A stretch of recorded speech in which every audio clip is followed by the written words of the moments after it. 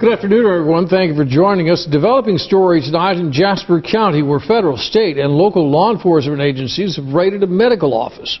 And we're going to get right out to Patrick Bell for the latest. Patrick, he's live in Newton. Yes.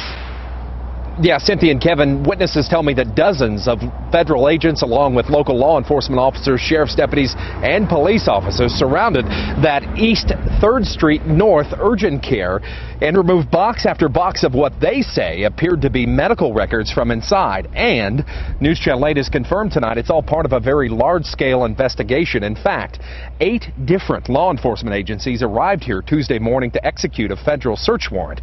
The U.S. Department of Human Services, the Office of Inspector General, and the Office of Investigations. The DEA and FBI are also involved, as are the Jasper County Sheriff's Office, Newton Police Department, and the Mid-Iowa Narcotics Task Force East. However, no one is revealing really anything about this case, referring all comment to the U.S. Attorney's Office in Des Moines. A spokesman there refused to divulge any details whatsoever. As for the urgent care in question, it's back open and doctors are treating patients. I spoke with a worker a short time ago. She tells me they are cooperating with federal agents, but, quote, have no idea what the investigation is really about. Now, back out here live in Newton, we've been digging for more information, and what we found via public records is rather interesting, especially when you consider who owns that business. We'll have that side of the story, very interesting, that side of the story coming up at 6 o'clock. Back to you. Well, that's my PowerPoint. I thought it was kind of powerful. I know nobody wants to be part of that news article or that news show, and one thing that amazed me, but it seems to always be the case, it's all about secrecy. Nobody knew what was going on. And look at all the federal and state agents involved in that. Okay. Look at all the federal and state agents involved in searching that office. I think I counted 7, maybe I counted wrong. There were probably 30 agents there, probably looked like SEAL Team 6, to go in and retrieve medical records from a physician or an urgent care clinic. It's absolutely astounding. It's shock and awe. The government persists in their attack on physicians. There's no question about that. Every politician wants to fix health care, and they yell about fraud. And if they yelled about pharmacies and huge hospital complexes and huge insurance companies, maybe I could relate to that. But they're yelling about many times, the sole practitioner, and they're acting like if they could collect the couple of dollars that sole practitioner billed for by mistake and maybe should not have, that this whole system would be fixed, and it's ridiculous. Obama has increased the volume of this yelling. He has established strike forces. One's in Philadelphia. They're starting up around the country to attack this particular problem.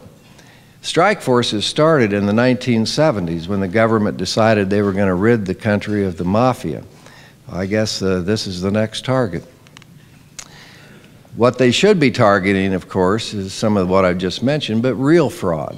And to me, real fraud includes the con man who will set up a medical clinic. He'll steal provider numbers, he steals social security numbers, and he bills for imaging techniques, makes millions of dollars, closes the office, and goes to the next state to do the same thing. That, obviously, they should prosecute that person. Another rather popular scheme that I think should be prosecuted as well are ambulance companies who recruit dialysis patients who are in fact ambulatory, pay them a little bit of money to haul them to the dialysis care 3 to 4 times a week, and then collect thousands and thousands of dollars from Medicare. Those should be prosecuted. I got no problem with that. The sole practitioner who makes billing and coding mistakes, it's a waste of time, and it's death and destruction. And I talk about that in a little bit. Often, not always, but often the first real notice you're going to get that there's a problem is what you just saw on that news show, the shock and awe. It's a traumatic experience, to say the least, because I was trying to find a video that actually showed all the agents who would surround that clinic and what they look like, and they do look like SEAL Team 6. And why they have to show up there to a physician's office looking like that is beyond me. I guess it's for the TV. But those agents will go in, they'll begin pulling files. They've identified perhaps through internal audits as suspect. They're going to take checks, they're going to take cash, they're going to take sign-in sheets, they're going to take all the notes, they're going to take personal diaries, they're going to take everything they can find that they think might be relevant. The cash and the checks are always, nobody ever gets those back. I don't care if they just say goodbye, I'm sorry we were here, they don't get the checks back and they don't get the cash back. That's amazing. Now there are sometimes some earlier red flags, such as letters you might get from a carrier, Medicare, whoever, or an audit. Sometimes those go unnoticed by you because it looks like just more government blabber. But those things should be paid attention to. These agents, when they show up in these uniforms, are going to separate the employees out. With no small amount of intimidation, they're going to begin interviewing those people. A typical approach for those agents is to ask the employees if they want to be at the government table or if they want to be at the defense table. And then they tell them how much the defense table costs. And oh, surprise, they usually go to the government table. They've even threatened female employees with the loss of their children. They'll go out and interview patients. They'll ask, did you show up at this particular appointment? How long were you with the doctor? What were your complaints? What examination? What treatment? And they do that without any compunction at all. They just go out and do it. The one thing I would tell anybody faced with such a situation is do not talk to those agents. I think often we feel like, well, if I just explain this, you know, they'll understand it. But they came into that office with the firm belief in their mind and their reputation at stake that that person is guilty. So they're not going to listen to anything anybody says. They're not going to record your conversation. So when they talk about your conversation later, they're going to be telling things that probably you didn't even say, but that they will report that you said. You're not going to get any apologies from them after an explanation. So no talking. Exercise that right of no talking. If the plan charge is prescribing pain medication, or if the plan charge is upcoding and billing for services not rendered, they're going to seek information from employees that they have warned the doctor about perceived overuse of a 99214.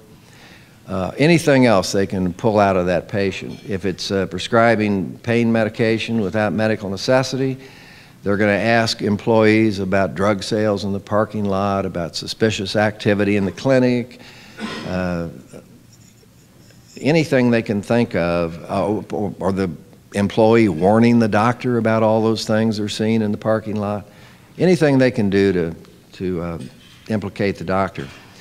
If the agents already have an arrest warrant, the doctor is going to take the traditional perp walk among SEAL Team 6, and the TV news always hopes to be there. Sometimes they're not. Sometimes they're alerted so that they can show up and everybody can get their reputation and their mind extended. The patient files will be loaded into vehicles and hauled away. I would hope that anybody in charge of that clinic would ask them to make copies. They won't. But then it allows people like me to yell at them when we want the copies for our review and they want to charge us thousands of dollars to make the copies for us. And when a patient comes in 2 weeks and we got to have the patient file, it makes it easier for people like me to call them and say we want that file back or a copy of that file back and we want it right now because the patient's coming in, we need the file. I might go through some of the things that you might expect if someone is, you know, or whatever, whoever is targeted with such a bleak prospect, what to maybe expect from your attorney, what things would typically happen. The attorney will quickly have, I better watch my time too. Is my time going to be a problem? No, you're okay. The attorneys will quickly, generally have the indictment, search warrant affidavit, receipt for seized property. The goal is to learn what the government theory of the case is.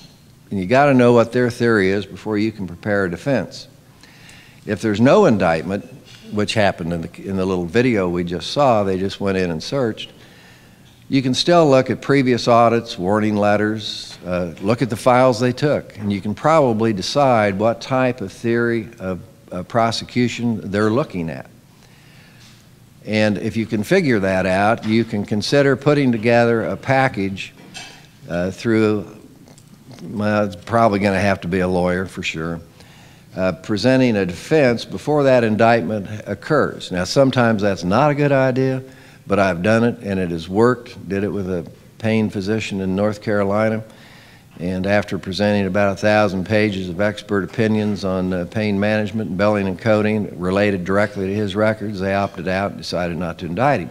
That doesn't often happen because they usually invest so much time in this project they don't want to back off, but it's worth considering.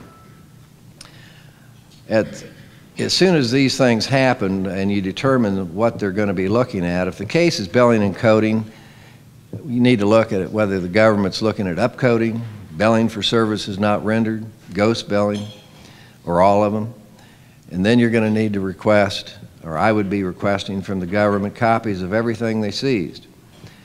From the patient files, then I'm given the task of having to develop a universe of claims, and that can be from your entire practice, or the universe of claims can be from just the files they took.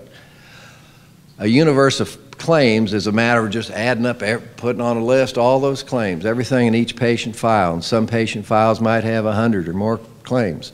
There might be 300 patient files.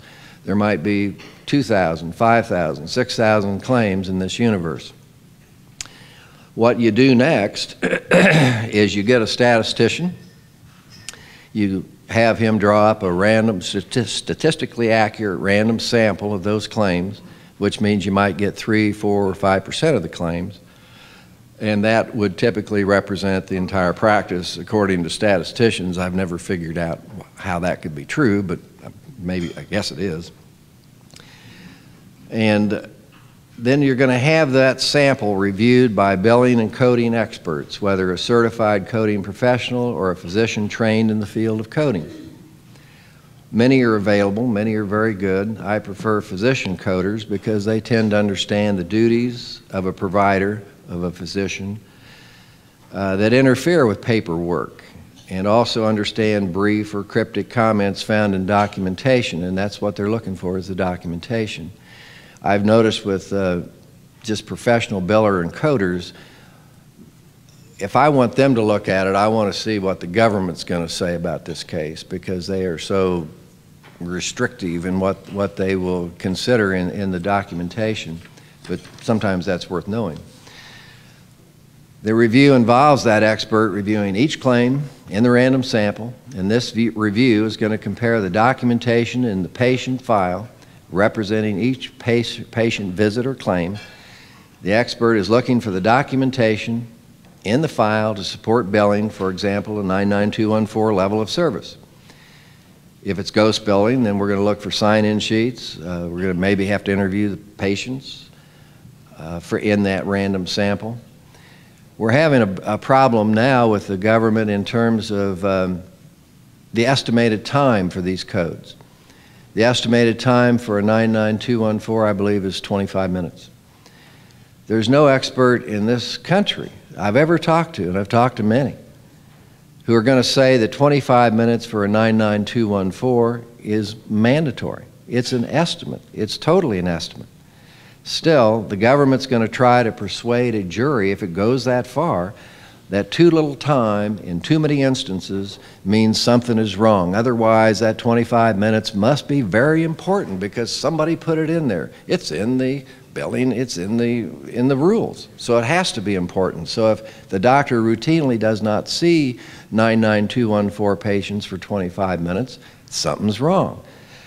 Well, that flies in the face of everything else I've seen. Because it appears that most experienced physicians, even inexperienced physicians, can reach a 99214 level in 10 minutes or less. And less, actually, a lot less. The average face-to-face time in this book I've got from Jorgensen and Jorgensen, which is billing and coding, in 2004, the average time for face-to-face was 7 minutes.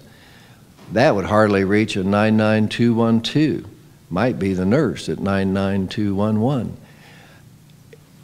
So there's something wrong with that 25 minutes, but the government uses it because it's written down. Now, regardless of, gee, the PowerPoint would have helped there. The expert's going to use either the 95 system, E&M system, or the 97 E&M system. Providers may use either. But what I found, and I don't know if it's true or not, but it seems like a lot of people don't really know which system they are using. Statistically, the 95 system most often supports the codes billed as it uses a very simple body area and organ count, history, exam, and medical decision making. The 97 is referred to as the bullet system. It's cumbersome. It requires most providers to use a templated system or EMR records, electronic medical records, to do it correctly. They call it a checkbox system. And then that system creates an aura of you're doing the same, you're just writing down the same thing for every patient. So then, they'll use that against you too. The 97 system typically downcodes, some people say by as much as 2 levels. I haven't heard an expert say that, but it does downcode a little bit. But fortunately, regardless of which system the provider utilizes, the auditor may use the 95 system, so that's good. The important thing, obviously, and I know you all know this, is if it's not written down, it didn't happen.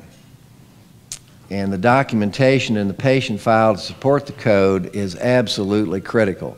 And what the government will do, if the notes are too cryptic and somebody can't see that it's documented, the government's going to say, this person isn't even being a good physician, because the next physician who looks at this record is not going to be able to see what happened, and that impacts the care of the patient. So they're going to just yell about that. Documentation is important. Just do the absolute best you can with that, because that's very protective. If the charge is prescribing without medical necessity, the same steps are used, but of course you use pain management experts. The government often suggests that they're looking into prescribing without medical necessity, and they do that to encourage somebody to cave in and plead guilty. Because in fact, if anyone is convicted of the pain management problem, they treat it as a drug dealer, and the sentences are just monumental. And the fines are monumental. It's a club they use it every time.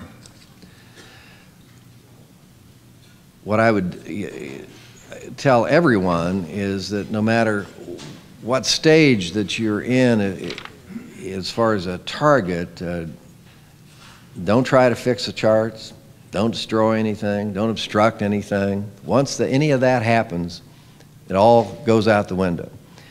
The presumption of guilt is amplified. I know it's supposed to be presumption of innocence, but in this field I must call it the other.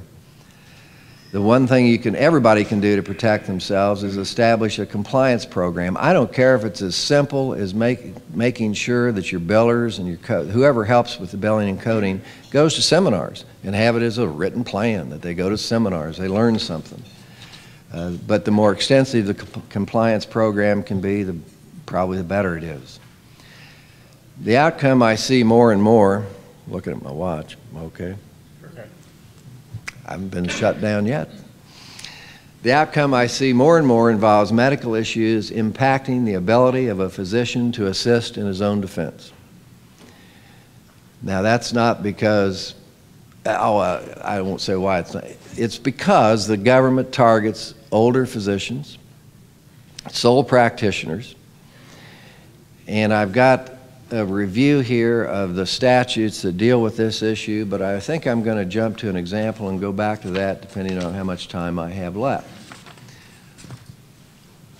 I helped a physician who was born in 1935 in a rural community. He wasn't born in a rural community, but he was born in 1935 and practiced in a rural community.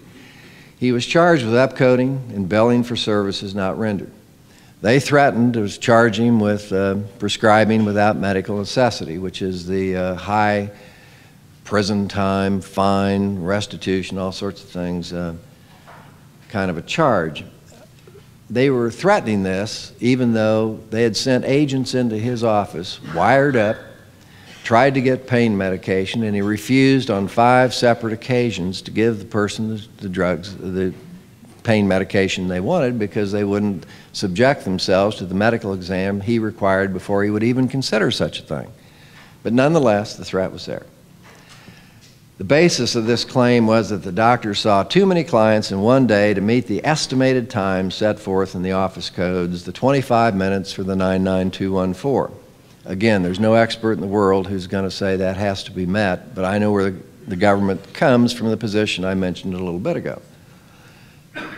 The physician expert we used for coding was in Florida.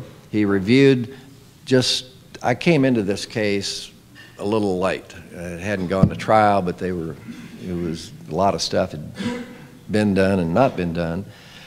But the physician in Florida reviewed just 2 files the government had set forth in the indictment and concluded that the documentation supported the 99214 despite the fact that the estimated time of 25 minutes was not met. I've never seen an expert who's going to look at a well-documented file and not conclude that the 214 is okay in even 3 to 4 to 5 minutes. When I entered the case, the trial attorneys were recommending that the doctor and his wife, who was the office manager, enter pleas of guilty with estimated time of 24 months to 36 months for the physician, and they were going to give the wife probation if he would plead guilty. This recommendation was based on the fear that the government was going to add the prescribing without medical necessity to the indictment. The attorneys were very concerned that this could happen. The government was demanding $800,000 in restitution, and they were making civil claims under the False Claim Act for $5,000 to $11,000 per claim filed. Now, there could have been 3,000 claims. I don't know what that's a lot of money. I demanded reports from the government experts on the coding violations and their analysis of those violations. The government did not yet have an expert, so they had not sent this to an expert yet. All they had done is have the people with Medicare take a look at it and give them their opinion. No experts. I requested they had done no random sample. And that's the only statistically accurate method to determine first the fraud and then the loss. It hadn't been done. They were relying on clerks at Medicare. I requested the extrapolation calculations, which is the statistical analysis. You know, you look at the 3,000 claims, you find 50% of them in the government's view are all fraudulent. So then you multiply that times the guy's entire practice over 5 years, and there's your loss. Pretty big loss. But they hadn't done that either. I suggested that no plea be entered and that we explore the theory of the government case and start looking at the evidence before we cave in and make these difficult decisions. And those investigation includes the steps I've just mentioned earlier. Almost immediately, I noticed my client had trouble following the discussions about his case. I learned that he had a complicated quadruple cardiac bypass surgery and valve replacement, post-surgical infection, and a diagnosis of fibrotic heart disease, if that's how you pronounce it. He had evidenced memory problems prior to surgery, which became worse after surgery. The surgery was in 2006. By August of 2010, he had end-stage pulmonary fibrosis. I'm not real familiar with that, but apparently it's very bad. And I could just tell, you know, the man was really not the guy I'm sure he used to be. So I decided to refocus away from the facts of this case and look toward his ability to assist in his own defense. I sent him to a forensic neuropsychologist for evaluation. The result was an opinion that the doctor could not assist in his own defense. He met the criteria for dementia due to loss of executive functioning with vascular etiology. And that was of no surprise to me. When I first presented this idea to the government, they accused us of malingering, using tactical strategies to derail their case, which it was going to derail their case. And they were pretty fussy about it. once we present that to the judge, and I haven't gone through these rules because I was skipping that to get to this, once we know this information, we take it to the judge, and under 18 U.S.C. 4241, we ask for a competency examination. If there is a reasonable cause to believe that he might have trouble assisting in his own defense, the judge is going to order that. That can be done discretionary by the judge at this point by putting him in the Bureau of Prison custody and letting them do it, the evaluation, or leaving him out and have the government hire private people to do it out of custody. Well, the government wants to punish everybody, so they want to lock the person up. And this guy is very sick. But they want to put him in a Bureau of Prison facility for this initial evaluation. I presented his physician's opinion that being exposed to the population in a prison, or any large group of people, would likely result in a severe infection that could lead to his death. And I think that had to do with the lung issue. The government backed away because I think they knew the judge was never going to exercise discretion and put this guy in custody. So they backed away and did an out-custody evaluation. The conclusion was that the doctor could not assist in his own defense. This triggered the next step. The next step is an in-custody mandatory evaluation created by the United States Congress. It doesn't leave the judge any discretion, and if you reach the step where everybody agrees he's probably incompetent, you got to go into custody for 120 days, longer if they think that they can rehabilitate the guy. And this was going to result, in his doctor's opinion, this was going to result in an infection and he would die.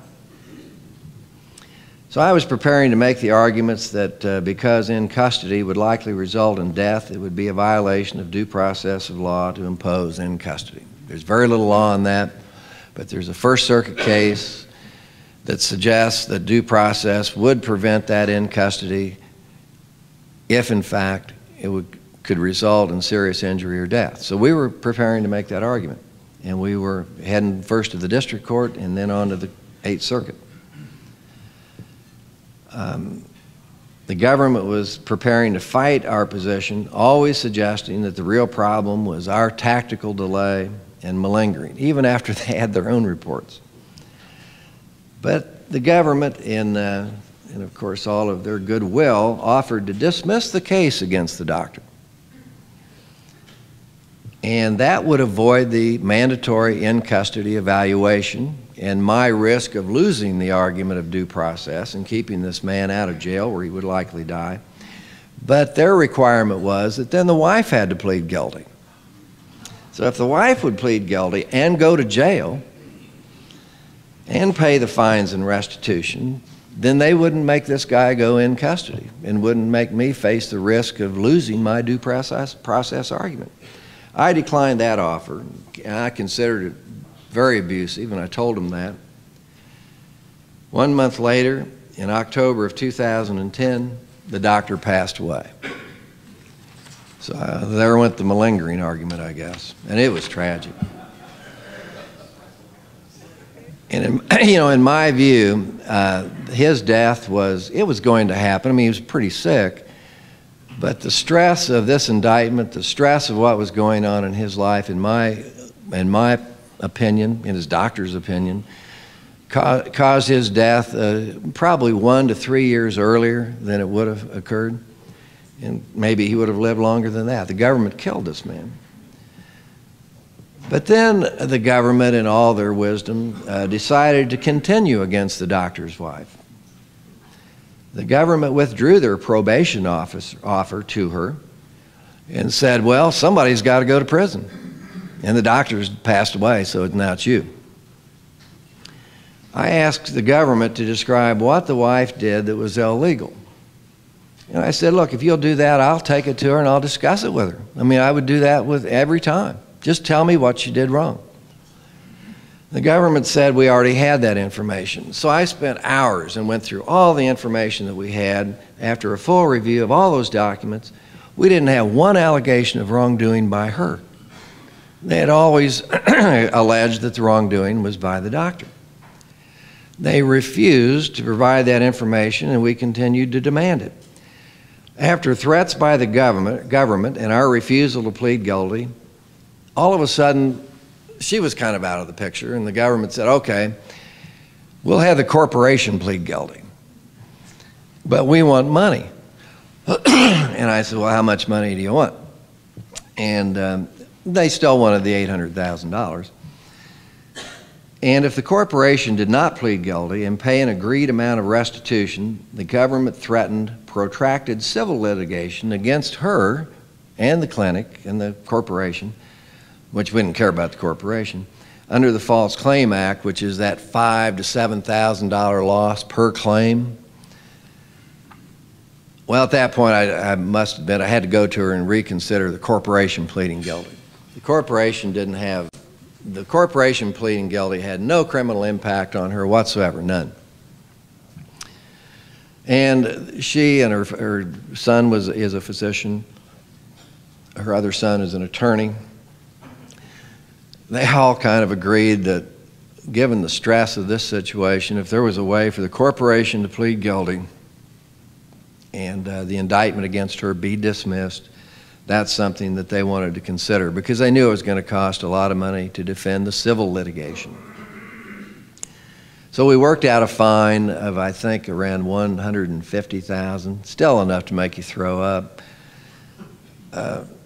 It was acceptable to them, sort of, but it was far less than the $800,000 they wanted, plus all the False Claim Act penalties, plus the cost of the litigation.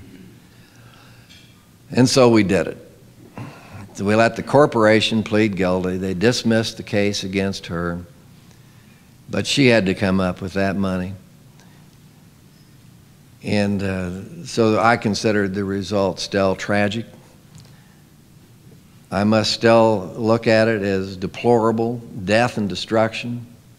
It would certainly, in my view, cause the early death of that doctor. It caused some financial difficulties for her. Didn't wreck her, didn't ruin it, but it was difficult. There was psychological terror for this entire family. And all the while I knew she was innocent, or they would never have just quit talking about her and gone to the corporation. I knew she had never done anything wrong, and they never should have charged her. I always believed, based on the expert opinions I had, the doctor was innocent as well. But their abuse, in my opinion, led to his death. You know, I think the government needs to reassess their attack against physicians. I don't know who's going to lead this charge. Andy, I think. But most of the sole practitioners they go after are truly not criminals. They've made a lot of mistakes, and a lot of them I've represented are the older generation, old school docs who you know, try and do it right, but they're doing it by hand, and nothing wrong with that, but they have the way they did it years ago, and it probably the documentation just isn't quite as, it's more subject to attack. If they focused on the recovery of money from the people I talked about earlier, I would applaud them. But going after sole practitioner physicians, particularly older physicians, is just deplorable to me. Now, I could go back through some other things, but I know my time's up. Well, thank you, Tom.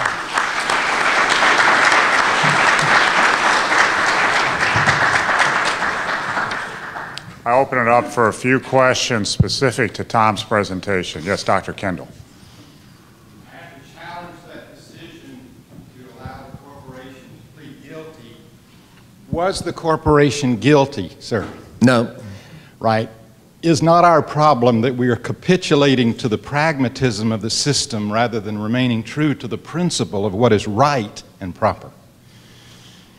Well, they told me many times that if they had the funds to hire the civil lawyers to pursue that litigation, they would have done it, but and it was wrong. I do not believe the doctor was guilty. I know the wife wasn't guilty. If the doctor wasn't guilty, the corporation did nothing wrong. I couldn't do any more than agree with you. One of the problems, too, is we shouldn't allow the government to get away with misinterpreting its own coding type things. And I realize it's the AMA's coding that they're using. But those times are not estimates at all. Those times, if you read the evaluation and management descriptions, time is only a factor if you spend more than 50% of the entire encounter time in counseling and talking with the patient face to face. Otherwise, those times are irrelevant. And it's no surprise to the people in this room that when you ask Medicare, for example, for the proper way to bill for certain services, that 96% of the time they provide the wrong answer. And that's according to the government's own study, a GAO study that was done in 2004, where they actually called up these Medicare contractors. They knew what the questions would be ahead of time. There were billing questions, and 96% of the time they got it wrong. Oh, what percentage of these raids on doctors' offices occur if you are in a cash practice or if you're not involved in Medicare billing? Yeah, unless it's prescribing without medical necessity, probably very few. Zero. They're not after, they're after the Medicare, Medicaid. Some of the insurance companies institute this as well. Cash practice, I don't see that happening. By the way, the gentleman who just spoke about the time, I mean, you're singing to the choir here, but to me, I had one physician who used time, I think it's called the extended care 99358, or, you know, it's when you spend more than the estimated time of 25 minutes, and if you spend another 30 minutes, then you use a time code. And Dr. Sophocles out in Denver told me that they shouldn't use the 25 minutes, and we made that argument, that if you reach the 99214 in 4 minutes, then, and you have to spend another 30 minutes with that client or with that patient for some other reason, that extended code should still apply. But I understand what you're saying. I mean, it's ridiculous. There's no expert in the country who would support what they're saying. I'm George Smith from Covington, just about 45 minutes east of here. And I see people in my office all the time that are complaining of anxiety. And as a Christian, I try to witness to them and remind them about Philippians 4 that says, be anxious for nothing. And that's real difficult, though, when it comes back to, you know, a practice. It's easier to tell people what to do than it is to do it yourself. But what I'm seeing in Covington is that the nursing homes where I work are fearful of government bureaucrats. The hospice that I work with are fearful of government bureaucrats. The pharmacist where we get our prescriptions filled, the pain clinic in Covington, they're all fearful of government bureaucrats. The Utilization Review Committee at our hospital is fearful of government bureaucrats coming in and doing just this very thing right here in Covington, Georgia. So my question is why can't we hold these government bureaucrats liable and accountable for what they're doing to us? I would certainly support that. It's reached the point of evil. One more question. For that patient that say the doctor was acquitted, can you countersue the government? Could you ask that question again? If this doctor was acquitted, and let's say this doctor was incarcerated and then later on with the due process of the law was later acquitted, can you countersue a government? Well, there is a congressional act that's in place. Can't remember the name of the bill. The Hyde Amendment, yeah. The Hyde Amendment would allow the physician to file suit against the government for wrongful prosecution, even if he didn't go to jail. But it's a pretty difficult standard to reach. You've got to essentially show they had no grounds at all to file the charge. Frankly, the Hyde Amendment, in my humble opinion, would apply to the doctor's wife I just described. I believe they had no evidence at all, and they were using her to try and get him to plead guilty. And I would like to explore that with her, because I think that's one of the few cases I've seen where there is absolutely zero evidence against her. Yeah. Okay, thank you very much. Tom? Okay.